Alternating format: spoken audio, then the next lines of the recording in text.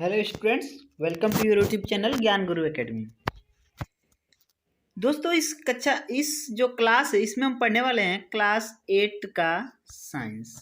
Class 8 के science में हम इस समय पढ़ रहे हैं चैप्टर नंबर 4 जिसका नाम है पदार्थ, धातुएं और अधातुएं।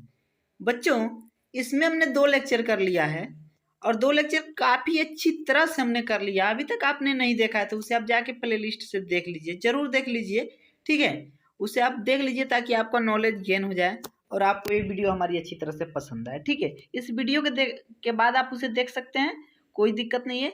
तो चलिए, आज हम शुरू कर रहे हैं कक्षा 8 का साइंस जो है इसका लेक्चर नंबर 3 जो कि इसमें हम पढ़ेंगे बच्चों जल के साथ अभिक्रिया। लेक्चर नंबर 2 में हमने पढ़ा था ऑक्सीजन के साथ अभिक्रिया और इसमें हम पढ़ेंगे जल के साथ अभिक्रिया, यानी कि जल यानी कि H2O के साथ अभिक्रिया, ठीक है। रिएक्शन हम पढ़ेंगे इनके साथ, लेकिन उसके पहले मैं आप लोग को एक चीज़ बता दूं कि इस चैनल पे आपके एनसीईआरटी की सभी विषयों की तैयारी अच्छी तरह से कराई जाती है और आपके जो भी रिलेटिव हैं, आपके फ्रेंड्स हैं, उनके यहाँ तक हमारी वीडियोज को शेयर कीजिए ताकि ज़्यादा से ज़्यादा लोग जुड़ सकें और ज़्यादा से ज़्यादा लोग को हमारे चैनल के माध्यम से फ़ायदा मिल सके, ठीक है। अब आइए बात करते हैं आज के क्लास पे। तो आज का क्लास आपका क्या है बच्चों? जल के साथ अभिक्रिया। अभी अभी आप लोग को बताया हूँ किसके साथ अभिक्रिया, जल के साथ अभिक्रिया। तो यहाँ पे आप देख सकते हैं, ठीक है। ये तो क्षारों के साथ अभिक्रिया हो गई, जल के साथ अभिक्रिया यही होगी। 1 मिनट, ए है जल के साथ अभिक्रिया, ठीक है। हमने इसके पहले ऑक्सीजन के साथ अभिक्रिया पढ़ लिया था। तो बहुत ही अच्छी तरह की तरीके से आप लोग पढ़िएगा, नोट्स तैयार करके पढ़िएगा ताकि आप लोग को कोई दिक्कत ना हो। देखिए, जल के साथ अभिक्रिया, जल के साथ जो अभिक्रिया होगी, आइए देखें धातु और अधातु किस प्रकार जल से अभिक्रिया करते हैं। जो धातु होते हैं और अधातु होते हैं यह किस प्रकार जल के साथ अभिक्रिया करते हैं, उसी को हम पढ़ेंगे। सोडियम धातु बहुत अभिक्रियाशील होता है। जो सोडियम होता है वो बहुत ही अभिक्रियाशील धातु होता है। यह ऑक्सीजन और जल के साथ अत्यंत तीव्र अभिक्रिया करता है। यह ऑक्सीजन और किसके साथ? जल के साथ बहुत ही तीव्र अभिक्रिया करता है। अभिक्रिया में बहुत अधिक ऊष्मा उत्पन्न होती है, ठीक है। इसके साथ ये क्या होती है? बहुत ही अधिक ऊष्मा भी उत्पन्न होती है, इसलिए यह मिट्टी के तेल में संचित रखा जाता है। यानी कि सोडियम धातु को कहाँ रखा जाता है बच्चों? मिट्टी के तेल में। क्यों रखा जाता है? यह जल के साथ अभिक्रिया करती है, यानी कि सोडियम को अगर आप, सोडियम का Na होता है आप लोग का जो संकेत है Na, ठीक है। अगर इसको सोडियम को आप जल में रखोगे तब भी आग पकड़ लेगा। यहाँ पे लिखा है जल के साथ अधिक तीव्र अभिक्रिया करता है, ठीक है। और ऑक्सीजन, ऑक्सीजन यानी कि वायु के साथ O2, इसमें भी अगर आप रखोगे तो भी यह क्या कर लेगा? आग पकड़ लेगा। इसलिए हम इसको कहाँ रखते हैं? मिट्टी के तेल में इसको रखा जाता है। अगर कोई पूछे कि सोडियम को कहाँ रखेंगे सुरक्षित रहेंगे, तो आप बताएंगे कि उसको हम मिट्टी के तेल में रखेंगे। अब बच्चों यहाँ पे एक और क्रियाकलाप आ गया आप लोग का, ठीक है। और क्रियाकलाप आप लोग को हर क्रियाकलाप के बारे में जानना चाहिए। शिक्षक द्वारा कक्षा में प्रदर्शित की, ठीक है, जाए। प्रदर्शन के समय विशिष्ट सावधानी रखी जाए कि सोडियम धातु के टुकड़ों का आकार लगभग गेहूं के दाने के बराबर हो। जो सोडियम धातु के टुकड़े लिए जाएंगे और बिल्कुल गेहूं के दाने जो होते हैं उसके बराबर होने चाहिए, ठीक है। इसे चिमटा द्वारा पकड़ना चाहिए। एक 250 ml का बीकर, कांच का गिलास लीजिए, इसे आधा जल से भर दीजिए, ठीक है। अब क्या करना है बच्चों? उसे आधा जल से भर लेना है। अब सावधानी पूर्वक एक छोटा सोडियम का टुकड़ा काटिए। अब सोडियम का एक छोटा सा टुकड़ा हमें उसमें से काटना है। फिल्टर पत्र का उपयोग कर इसे सुखा लीजिए, ठीक है। और फिर रुई के छोटे छोटे टुकड़े, ठीक है, लपेट लीजिए। रुई से लिपटे हुए सोडियम के टुकड़ों को बीकर में डाल दीजिए। सावधानी पूर्वक प्रेक्षण कीजिए। प्रेक्षण लेते समय बीकर से दूर रहें। कभी भी जब आप प्रेक्षण लेंगे तो बीकर से क्या रहेंगे? दूर रहेंगे। जब अभिक्रिया बंद हो जाए तो बीकर को छुइए। क्या आप अनुभव करते हैं? क्या बीकर गर्म हो गया है? विलयन का लाल और नीले लिटमस पत्रों से परीक्षण कीजिए, विलयन अम्लीय है या क्षारीय है, ठीक है। यही है था आप लोग का परीक्षण। तो आप लोग इसे देख सकते हैं, करके देख सकते हैं, कोई दिक्कत नहीं होगी, लेकिन सावधानी आपको बरतना चाहिए। मैं आप लोग से यही कहूँगा कि अगर आपके पास टीचर्स नहीं उपलब्ध हैं, ट्रेनर नहीं है, आपके यहाँ लैब टेक्नीशियन नहीं है, तो आप न कीजिए। हो सकता है कि इसके साथ आपको, ठीक है, कोई सावधानी न बरत पाए और कोई अनहोनी हो जाए। चलिए बताया जरा कि आपने देखा कि सोडियम जल के साथ तीव्र अभिक्रिया करता है, कुछ अन्य धातु ऐसा नहीं करते हैं। उदाहरण के लिए आयरन जल से धीमी अभिक्रिया करता है। सामान्यतः अधातु जल से अभिक्रिया नहीं करते हैं। जो अधातु होते हैं वो जल से अभिक्रिया नहीं करते हैं, यद्यपि वे वायु में बहुत सक्रिय हो सकते हैं। इस प्रकार के अधातुओं को जल में रखा जाता है। उदाहरण के लिए फास्फोरस एक बहुत सक्रिय अधातु है।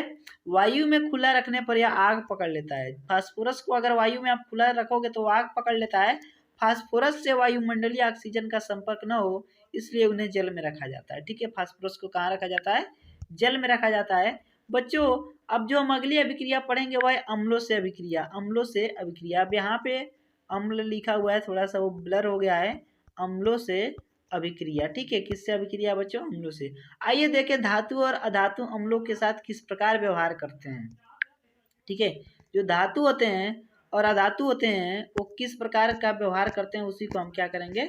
देखेंगे। तो आइए इनकी शुरुआत करते हैं बच्चों। ठीक है, सावधानी यहाँ पे भी हमें कुछ रखनी है। परखनली के मुंह को अपने चेहरे से दूर रखिए।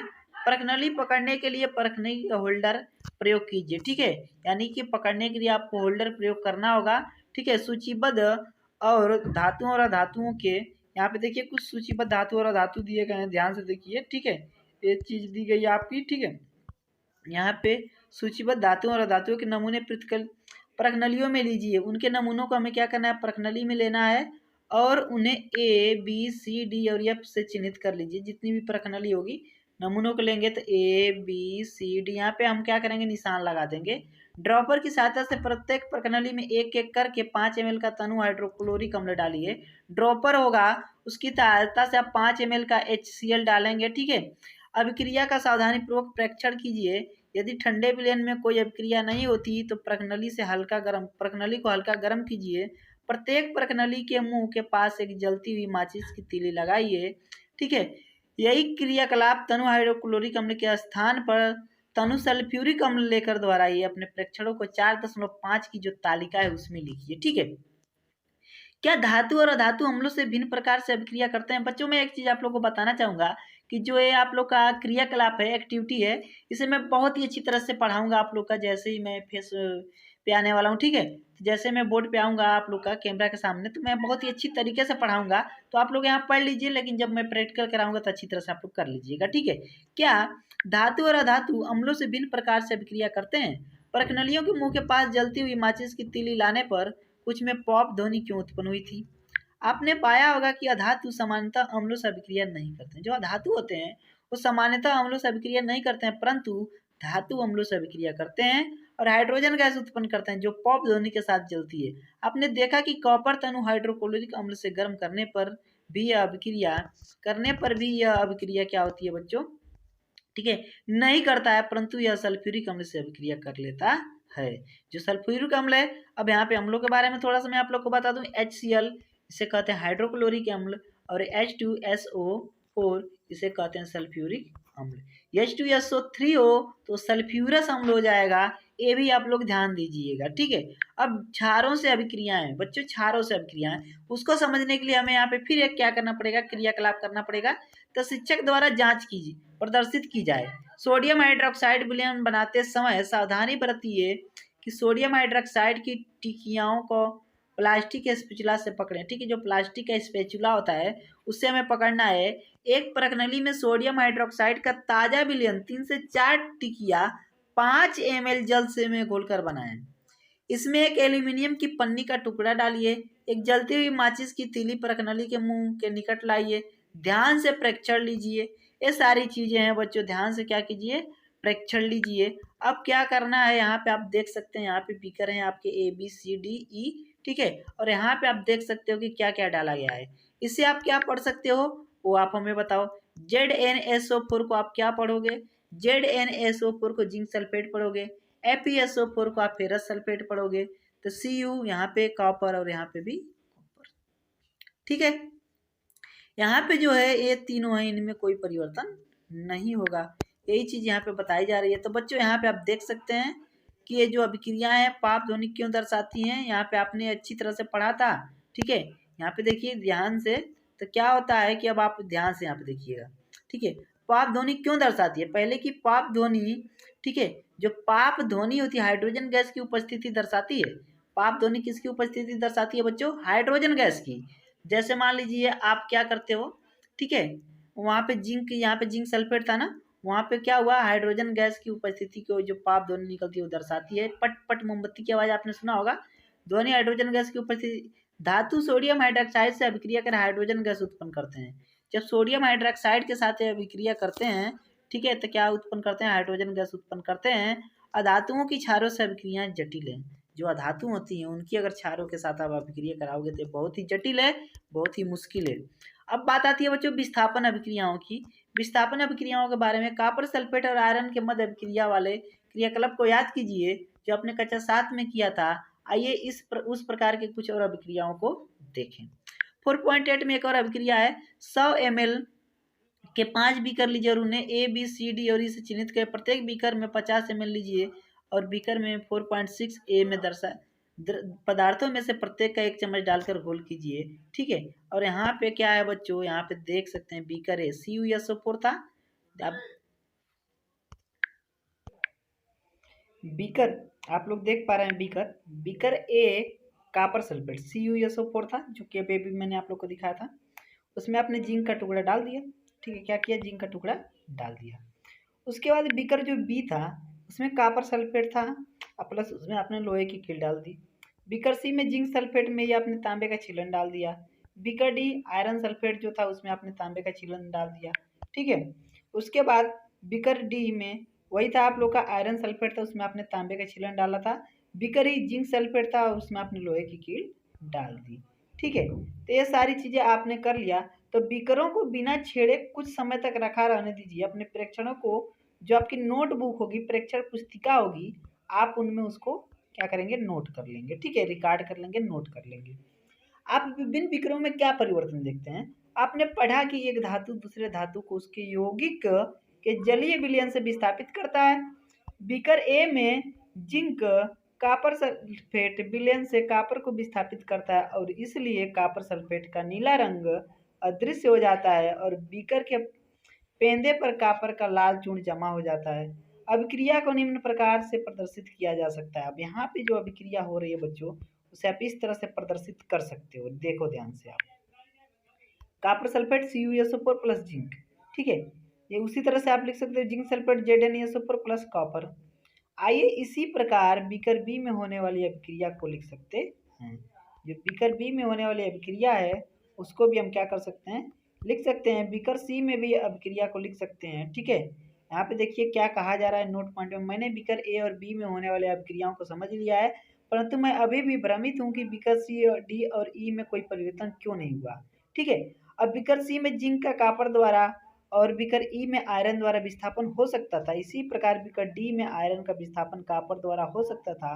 क्योंकि हम बीकर सी में कोई परिवर्तन नहीं देखते हैं, इस प्रकार निष्कर्ष पर पहुंचते हैं। इस निष्कर्ष पर हम पहुंचते हैं कि कॉपर जिंक सल्फेट से जिंक को विस्थापित करने में सक्षम है, ठीक है। क्या करने में सक्षम है बच्चों? सब विस्थापित करने में सक्षम है, ठीक है। और यहाँ पे बात करें तो क्या है कि जब बीकर ए में जिंक कॉपर को प्रतिस्थापित कर सकता है तो बीकर सी में कॉपर जिंक को प्रतिस्थापित क्यों नहीं कर सकता? याद रखिए विज्ञान मनमाना नहीं होता है, यह तथ्यों पर आधारित निश्चित नियमों का पालन करता है। ये नहीं कि अपने मन से जो नियम हुआ बना दिए, एक यह नियम का पालन करता है, ठीक है। और यहाँ नियम यह है कि जिंक कॉपर और आयरन से अधिक अभिक्रियाशील है। जिंक जो है कॉपर और आयरन से अधिक अभिक्रियाशील है। आप अगर जो उच्च कक्षाओं में जाएंगे तो इस चीज को पढ़ेंगे। एक अधिक अभिक्रियाशील धातु कम अभिक्रियाशील धातु को विस्थापित कर सकता है, परंतु कम अभिक्रियाशील धातु अधिक अभिक्रियाशील धातु को प्रतिस्थापित नहीं कर सकता। अब आप समझ सकते हैं कि बीकर डी और ई में विस्थापन अभिक्रिया क्यों संपन्न नहीं हुई। क्या आप जिंक आयरन और कॉपर के मध्य अधिक अभिक्रियाशील से कम अभिक्रियाशील धातु के क्रम का अनुमान लगा सकते हैं, ठीक है। तो बच्चों ये चीज थी आप लोग की, इसलिए वो विस्थापित प्रतिस्थापित नहीं हुआ था, ठीक है। इसके लिए आप लोग की एक सारणी होती है, ठीक है, अभिक्रियाशीलता श्रेणी, वो आप लोग को दे दी जाएगी, आप उन्हें याद कर लीजिएगा। चलिए मैं नॉर्मल सी एक बात बताता हूँ। जैसे मान लीजिए कि किसी व्यक्ति की शादी लग रही है, ठीक है, तो दो लड़कों को देखा जा रहा है। किसी लड़की की शादी लग रही है तो दो लड़कों को देखा जा रहा है, रेफरेंस दिया जा रहा है। तो एक लड़का जो है, ठीक है, वो गवर्नमेंट जॉब करता है। क्या करता है? गवर्नमेंट जॉब करता है। उसकी परिवार की मंथली इनकम भी अच्छी खासी है। और दूसरा लड़का जो है क्या है? प्राइवेट जॉब करता है। अब बताइए आप कि इसमें अमीर कौन है? अमीर तो ये है। तो शादी जो लड़की के घर वाले इसी से तो करेंगे, डेफिनेटली बात है। तो उसी तरह से उसमें जो ज्यादा अभिक्रियाशील है उसी के साथ तो अभिक्रिया करेगा, इसीलिए वहाँ पे। ठीक है, तो इस तरह से आप समझ सकते हैं उसको। अब धातुओं और अधातुओं के उपयोग हमें पढ़ना है। धातुओं का कहाँ उपयोग करते हैं? अधातुओं का। आपको अनुमान लगाने में सक्षम होना चाहिए। क्यों? धातुओं का उपयोग मशीनें, मोटर गाड़ियाँ, वायुयान, देखिए धातुओं का उपयोग कहाँ कहाँ हो रहा है। मशीन जो होती है हमारी, मोटर गाड़ियाँ जो चलती हैं, वायुयान ये जो अंतरिक्ष है हमारे, ठीक है, रेलगाड़ियाँ, उपग्रह यानी सैटेलाइट, औद्योगिक साजो सामान, खाना बनाने के जो पात्र हैं, जल जल बॉयलर जो होता है उबालने वाला, आदि के निर्माण में किया जाता है। आप कुछ अधातुओं के उपयोग से भी परिचित होंगे। यहाँ कुछ रोचक उपयोग दिए जा रहे हैं, देखिए हमें विश्वास है कि आप उनका सही अनुमान लगा पाएंगे। अधातु जो हमारे जीवन के लिए आवश्यक है और जिसे सभी जीव शोषण के समय अंदर लेते हैं। ठीक है, दूसरी चीज, अधातु जिनका उपयोग उर्वरकों में पौधों की वृद्धि हेतु किया जाता है। अधातु जिसका उपयोग जल शुद्धिकरण के प्रक्रम में किया जाता है। अधातु जिसका बैंगनी रंग का विलयन एंटीबायोटिक के रूप में घावों पर लगाया जाता है। पटाखों में प्रयुक्त होने वाले अधातु। आप अपने अनुभव से धातुओं और अधातुओं को कुछ और उपयोग जोड़ सकते हैं। सो बच्चों, ये था हमारा आज का क्लास और ये पूरा का पूरा आपका चैप्टर खत्म हो गया। ये चीज़ मैं आप लोग को होमवर्क में देता हूँ, आप लोग हमें लिख के जरूर कमेंट बॉक्स में बताइएगा या धातुओं के बारे में जो मिस्ट्री थी यहाँ पे आपने इसको कितना समझा है, आप हमें बताइएगा। उसके बाद हम आपको राइट आंसर बताएंगे। ठीक है, और मैं एक चीज़ आप लोग को बता दूँ कि यह पूरी तरह से चैप्टर खत्म हो चुका है, आप लोग का चैप्टर नंबर 4। अगर इसमें आपको कोई भी कन्फ्यूजन है तो आप हमें कमेंट बॉक्स में लिखें, और अभी तक चैनल पे नए हैं तो चैनल को सब्सक्राइब करें और दोस्तों में ज़्यादा से ज़्यादा शेयर कीजिए। बार बार कहता हूँ कि शेयर करने से ज्ञान आपका कम नहीं होगा, बल्कि किसी अच्छे व्यक्ति तक अगर ये आपके शेयर किया हुआ पहुँच गया तो उसकी लाइफ में कुछ परिवर्तन हो सकता है। ठीक है, तो आप अगर किसी की लाइफ में परिवर्तन करने के लिए, ठीक है, और जिम्मेदार हो रहे हैं तो उससे अच्छी खुशी की बात कुछ और नहीं है। तो इसलिए दोस्तों में शेयर कीजिए। और मैं एक चीज़ आप लोग को बता दूं कि हमारे चैनल पे सभी विषयों को पढ़ाया जा रहा है। आप चैनल को लोगों के जो क्या है पढ़ने वाले लोग हैं वहाँ तक पहुँचाइए ताकि इसका ज़्यादा से ज़्यादा फायदे लोगों को मिल सके। ठीक है, चलिए मिलते हैं इसके नेक्स्ट वीडियो में, तब तक के लिए धन्यवाद।